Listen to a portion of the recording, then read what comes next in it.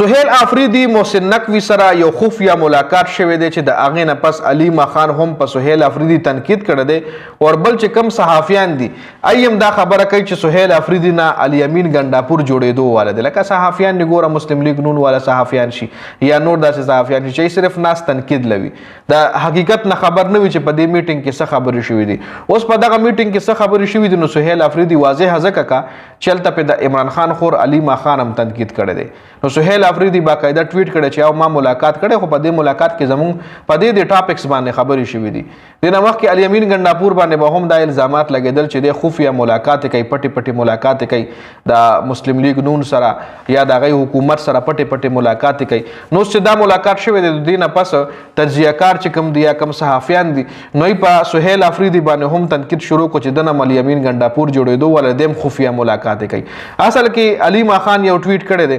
چې بیرسټر ګوهر او سهیل افریدي محسن نقوي سره ملاقات کړی دی خو په دغه ملاقات کې زموږ د فیملی څوک هم موجود نو یعنی په دې ملاقات کې دوی له پکارو چې زموږ د فیملی هم څوک ځان سره په دې ملاقات کې کینولی وي نو علیما خان ویلي چې دوی خو ملاقات کړی خو په دې ملاقات کې زموږ د فیملی څوک هم موجود نو یعنی دا ملاقات دوی زموږ نه پټ کړی یا خفیه علیما خان سره مړه کې به شک شوي چې دوی پټ ملاقات کړی یا دې کې دوی څه خبرې کړي دي علیما خان هم خامخا د عمران خان خور ده یو خو د پارټي چې کومه ده پی ټی آی د هغې د رور ده بل رور یې په جیل کې دی نو هغې سره به هم شک و شوبات پیدا شوي چې ملاقات شو څه دپاره وشو آیا عمران خان دپاره څه پلان جوړوي که نه دنه مطلب ډیل کولو والا دی سهیل افریدي هم ډیل کوي دی سره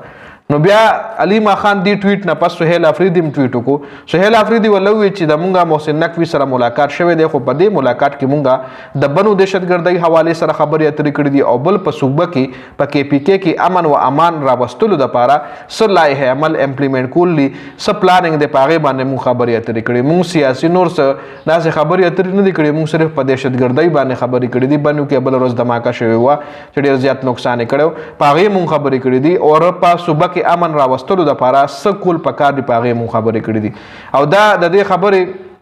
انکشاف شفیع جان هم کړی د پی ټی آی شفیع جان هم ویلي چې یو ملاقات شوی دی خو په دې ملاقات کې په صوبه کې امن راوستلو دپاره خبرې شوي دي او د بنو د دماکې د دهشتګردۍ حوالې سره خبرې اترې شوي دي نو علیما خان هم ټویټ کړی ورپسې سهیل افریدي مولا د خپلې خبرې جواب ورکړی چې یو بالکل مونږ ملاقات کړی دی خو دا ملاقات مونږه په صوبه کې امن راوستلو دپاره کړی دی او په دې ملاقات باندې ډېر خلکو هم دا تنقیدونه کول چې کیدای شي په دې ملاقات کې سهیل افریدي سیټینګ کړی وي محسن نقوي سره ډیل یې کړی وي لکه په پی ټی آی لیډرشپ باندې الریډي کوېسچن مارک ځکه دی چې عمران خان تر اوسه پورې په جیل کې دی او عوام ډېر چې کوم دي یا د پی ټی آی چې کوم صحافیان دي یا د پی ټی آی چې کوم